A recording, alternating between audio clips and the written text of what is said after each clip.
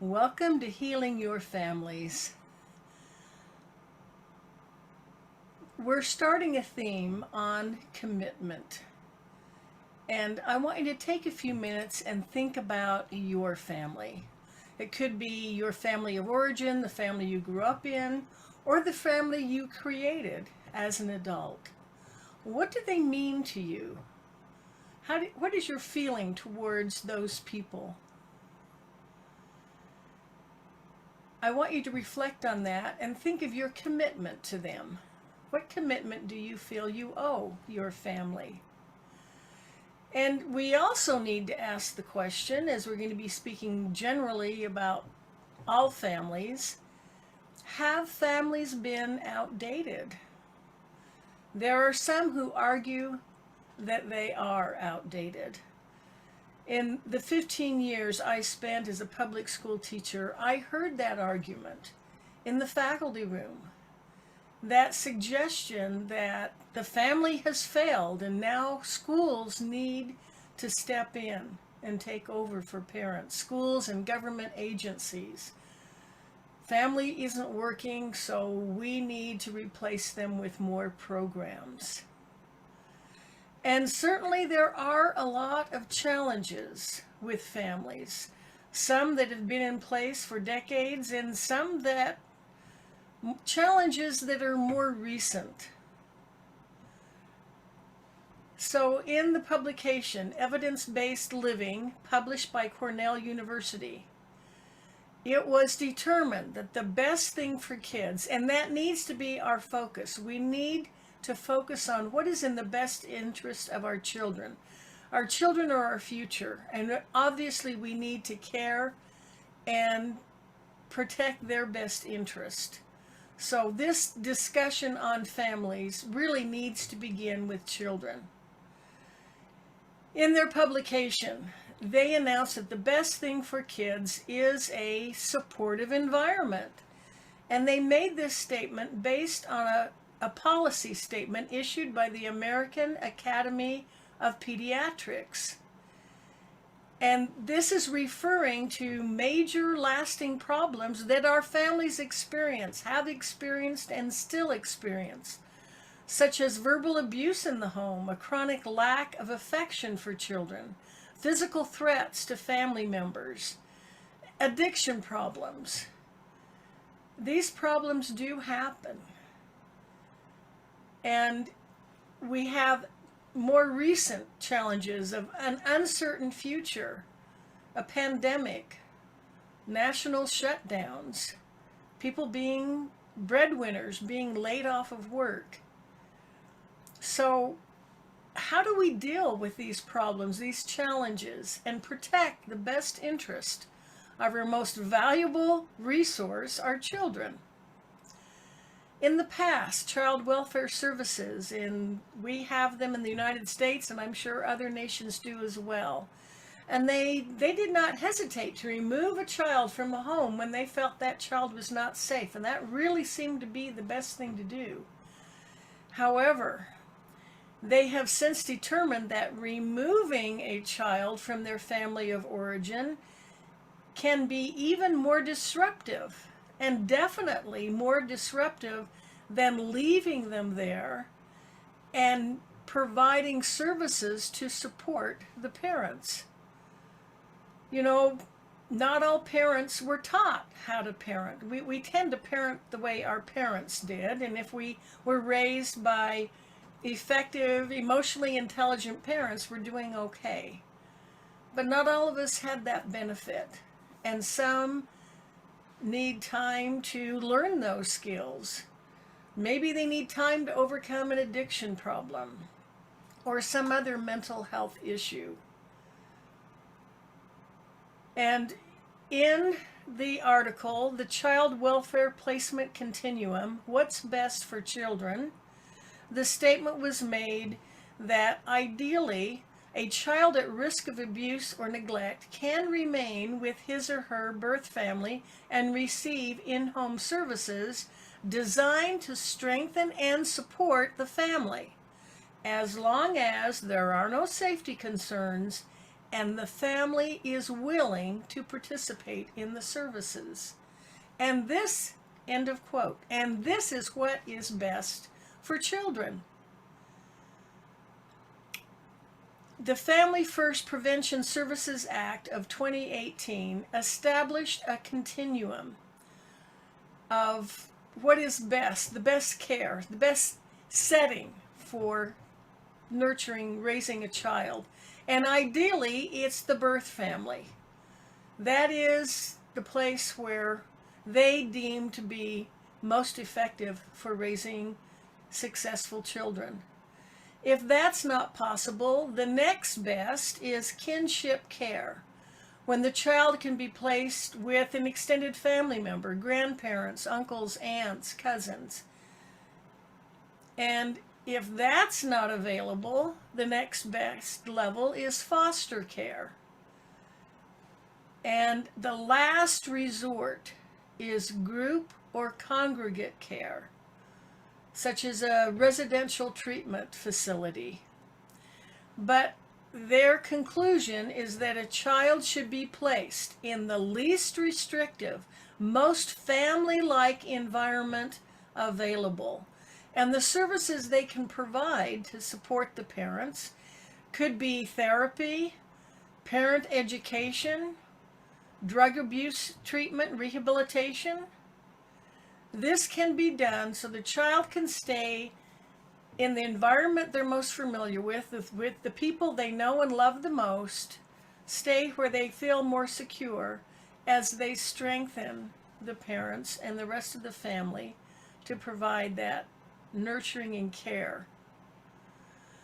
According to an article published in the Lineker Quarterly, quote, nearly 3 decades of research evaluating the impact of family structure on the health and well-being of children demonstrates that children living with their married biological parents consistently have better physical, emotional, and academic well-being, end of quote.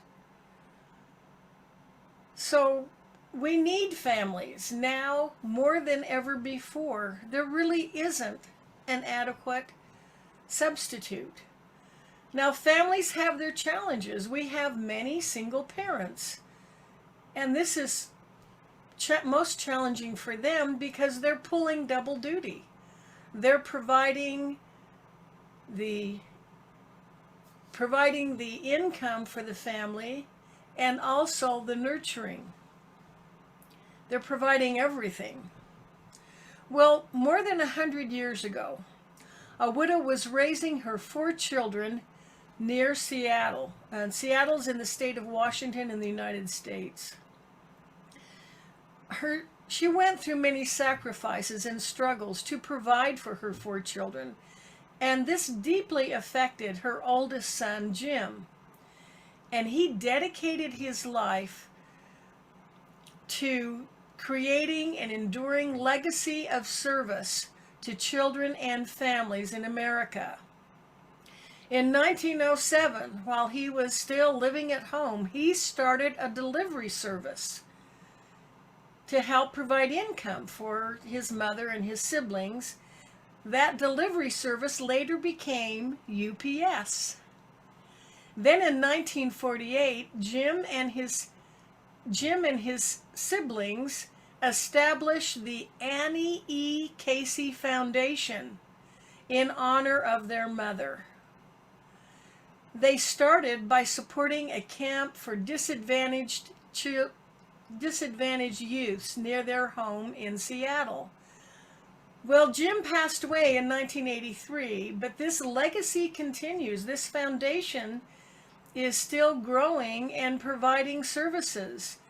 And their commitment is to continue to use data and evidence as a way of bringing communities together on behalf of children and families. In 2013, they published Every Kid Needs a Family. And they outlined the developmental benefits of family. Quote, living with at least one parental figure is integral to a child's healthy development and continues to confer benefits that contribute to their success throughout life. Nurturing families treat children as individuals, leveraging their strengths, meeting their needs, and encouraging developmentally appropriate independence within a caring relationship.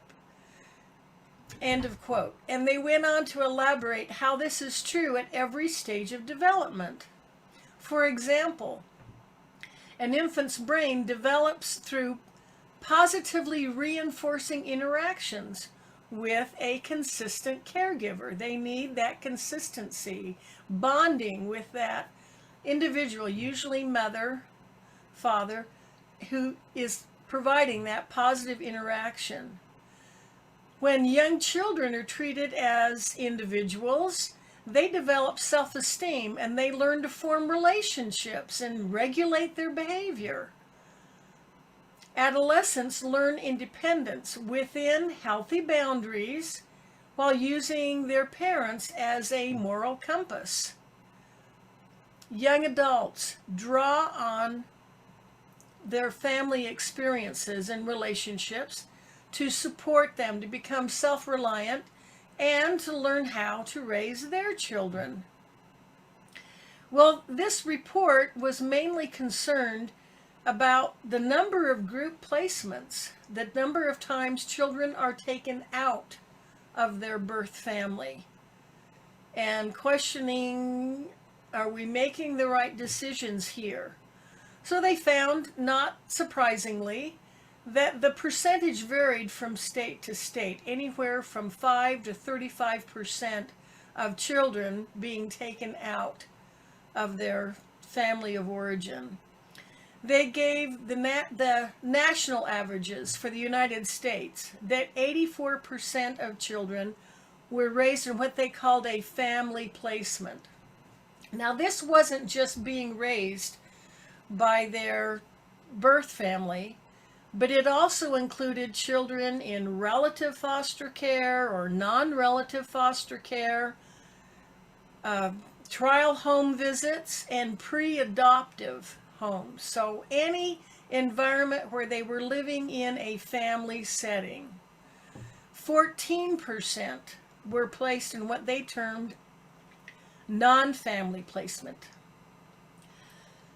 Excuse me. And this included children that were placed in group or institutional care, like residential treatment centers. 2% were what they called the other, and these were children identified as runaways or placed in supervised independent living.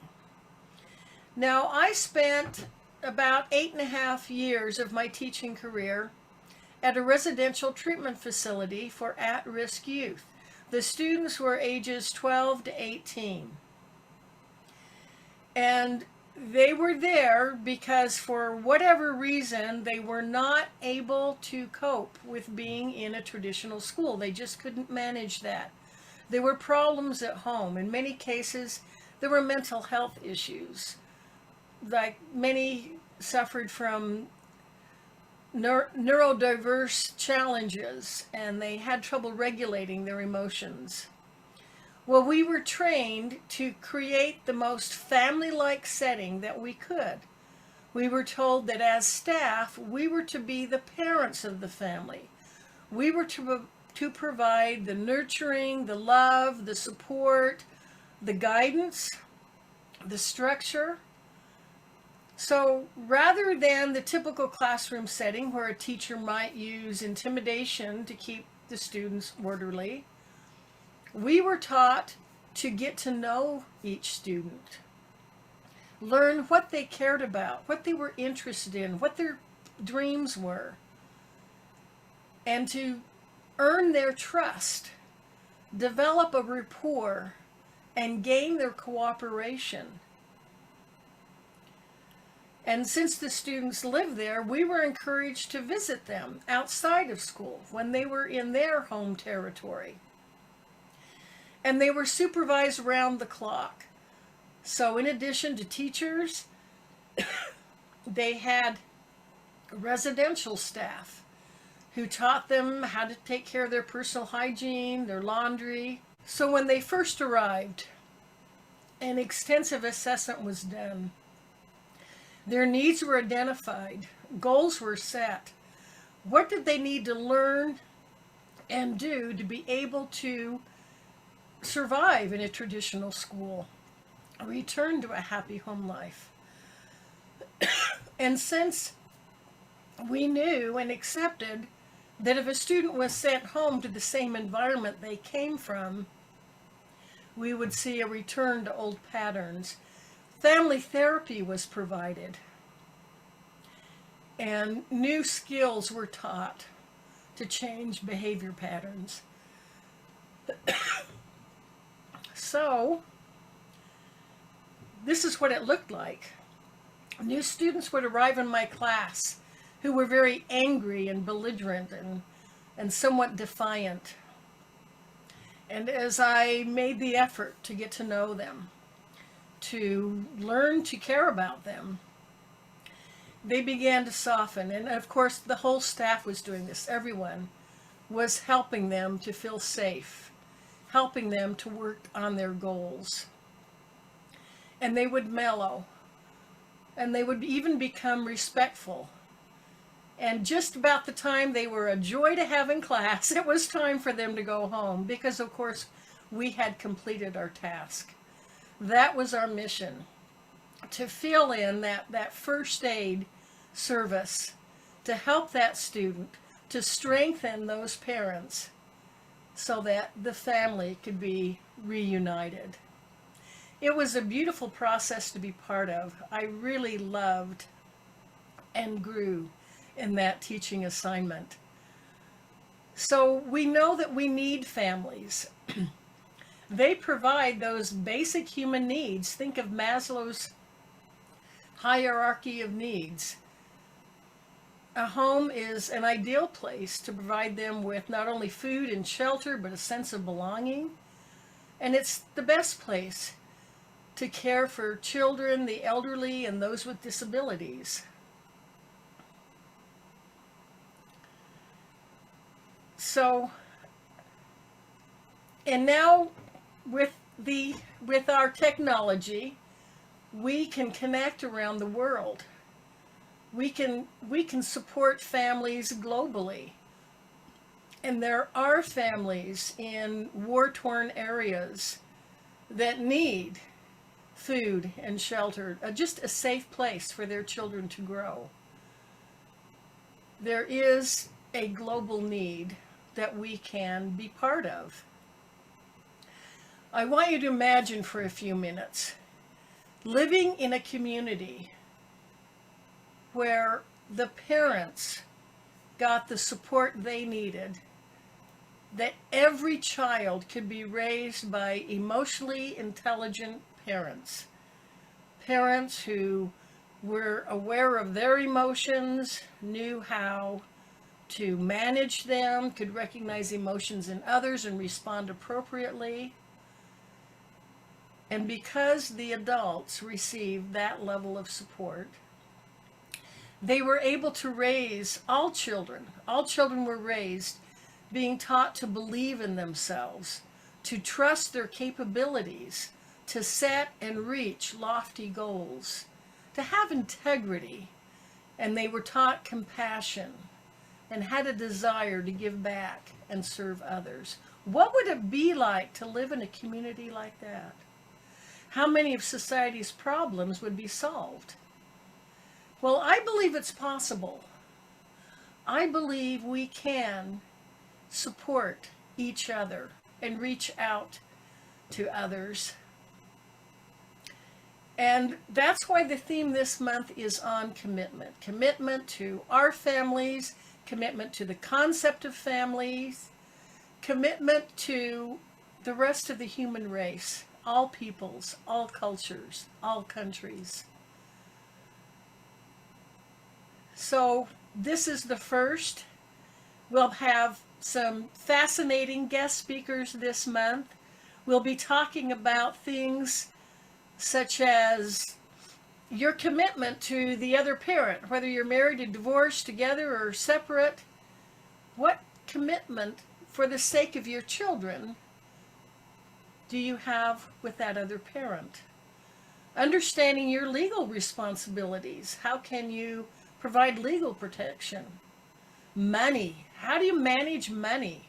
Money is such a stressful issue for every family. We'll be talking about that. And our commitment to other women of the world. I'm looking forward to this. I know it will be worthwhile. It excites me and renews my commitment to families, to strengthening families. I really believe we can make the world a better place by strengthening families. So I invite you to go to my website, healingyourfamilies.com. You can get more information there. I invite you to schedule a call. I'd love to talk to you, to learn more about you and what your challenges and questions are. And join me again next week at the same time, every Wednesday at 3 p.m. Pacific time. So I look forward to seeing you again next week. Until then, love yourself and love your family. Let's make the world a better place by strengthening families.